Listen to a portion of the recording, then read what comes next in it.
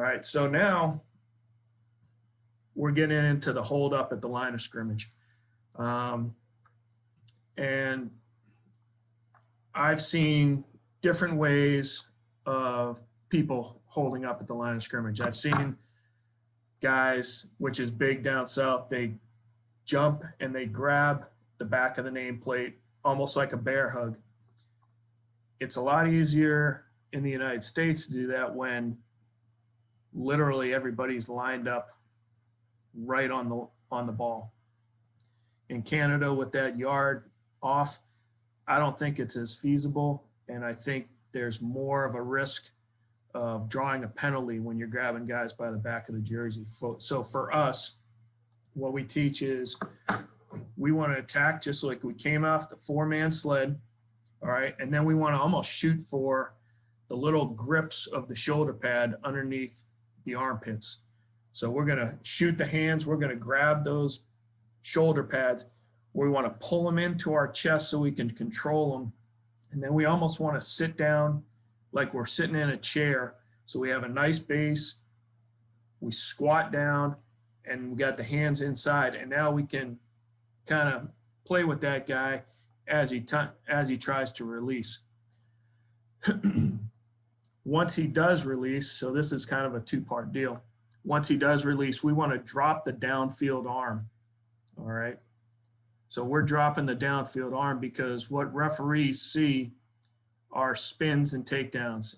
And anytime there's a spin or a takedown, 9 times out of 10, the ref's going to throw the flag. So pretty good job here by 52.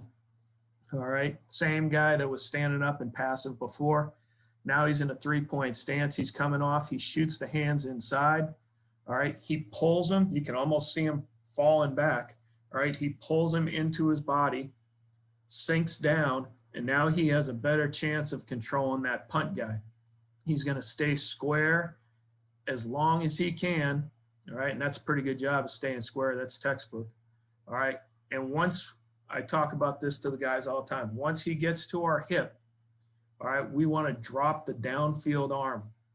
All right, when referees see that a guy just is engaged with one arm, there's less chance of a spin, there's less chance of a takedown. If you look on the left, 34, gets his hands a little bit to the outside, all right, and as the punt guy starts to release, see, he's still got his hands around his shoulder pads. There's some tug of the jersey. If that guy were to fall down, that would be a penalty. They would call that in a heartbeat. All right, what you'd like to see happen is 34 right now. Okay, he didn't do a good job with his hands, so now he's outside the framework. Decent base, but right now he should be dropping that left arm. Okay, he drops that left arm. There goes the threat of a spin or a takedown. And he can simply just get in the hip pocket of the punt guy, all right, and work downfield a little bit more than he would be as opposed to 52, who's doing most of his work at the line of scrimmage, all right. I like 52 here, staying square. The guy tries to hump him a little bit, and now as he loses him, and understand that you're not going to be able to hold a line of scrimmage block forever. As 52 loses him, he drops that downfield arm and he stays connected.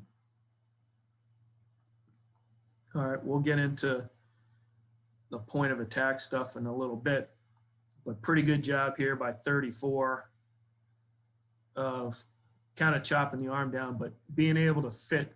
So here's kind of two different worlds. 52's opportunity to win is more at the line of scrimmage.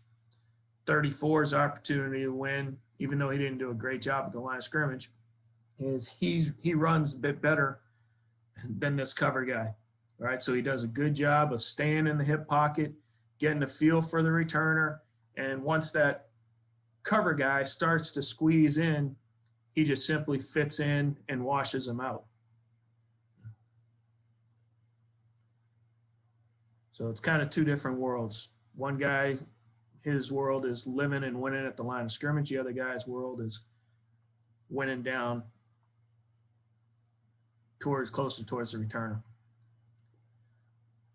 Okay, so again, kind of two different pictures here. 20 is, even though he's in a 3-point stance, all right, he kind of reminds me of what 52 did in that game clip where he was passive. All right, he's not coming shot out of a cannon. He stands straight up, and then he's waiting for the punt guy to release as opposed to going and attacking. All right, so he's given pretty much the punt cover guy a free release. All right, 36, not bad, get off. All right, his hands are a little wide. I'd like to see him maybe try to swipe those arms away, all right, and get the hands back inside, but he does a pretty good job of staying square. Like to see him see if he could pull that guy in so he could control him a little bit better, all right, but good job staying square, and that's a heck of a line of scrimmage win, all right.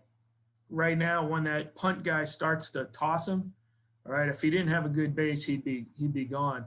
But once that punt guy starts to toss him, I'd like to see him drop the right arm because the punt guy's probably getting to his hip, and I'd like to see him re-engage maybe a little bit more.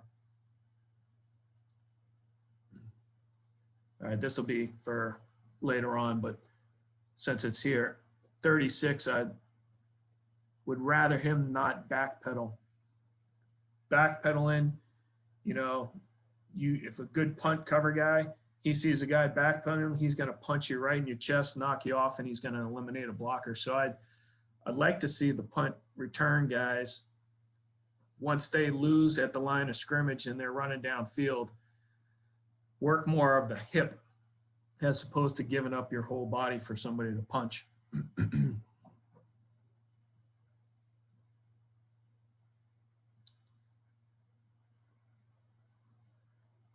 All right, 38 to the left, all right. Again, he may be a little bit too far outside the frame for me. I do like his base. He could be lower, all right. First thing he does is gets his helmet higher than the punt guys, all right. But he is square, and I like the fact that when the punt guy gets to his hip, he drops the downfield arm.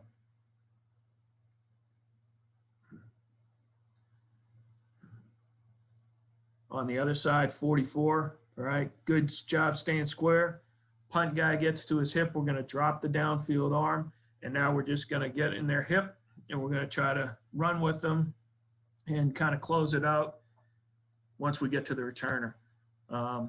One thing I'll say, talk about no spins, no takedowns, is, and I don't think I have one yet on this clip, but one of the keys for a punt guy when he's getting locked down at the line of scrimmage, if he can't get out by clubbing or throwing a little hump, is they try to spin out.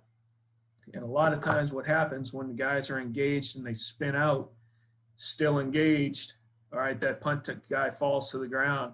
All the refs see are a spin or a takedown, they're throwing the flag. So what we'd like to do and what we teach is when we're engaged and you feel that punt guy try to ice pick you and spin out, we're simply going to remove our hands, still stay square, all right, and then we're going to try to re-engage with the punt guy. Because the last thing you want to have happen is a punt guy spins out at the line of scrimmage, you stay connected to him, you tangle your feet, and they're going to throw a flag on it. I think I might have a spin out on this one. Okay, yeah. All right, on the right side. So we're good here. Good base, square. All right, and as that punt guy tries to spin out, we want to take the hands off, all right, and then we want to reset as fast as we can when he gets back to square.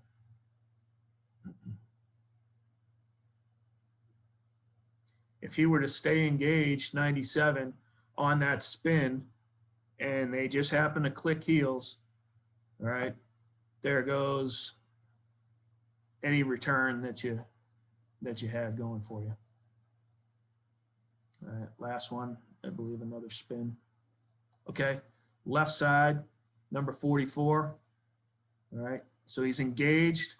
All right, his punt guy spins out. We want to let him go. All right, and reset the hands. We're almost like O-linemen with their handwork. All right, as they spin, we just want to help them spin around without grabbing onto them, and then get back engaged.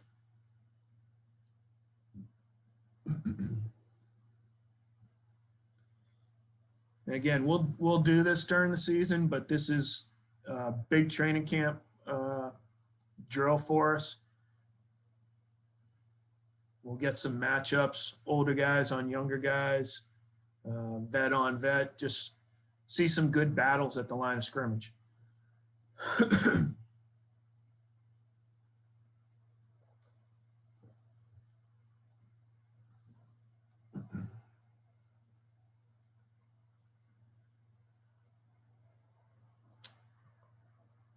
I think this is the last one, double spins. All right, so left side, 34. Engaged, all right, and then we just want to let him go when he spins out. We don't want to give the refs any chance to throw a flag. So as long as we're not touching him, if he falls down, that's on his own.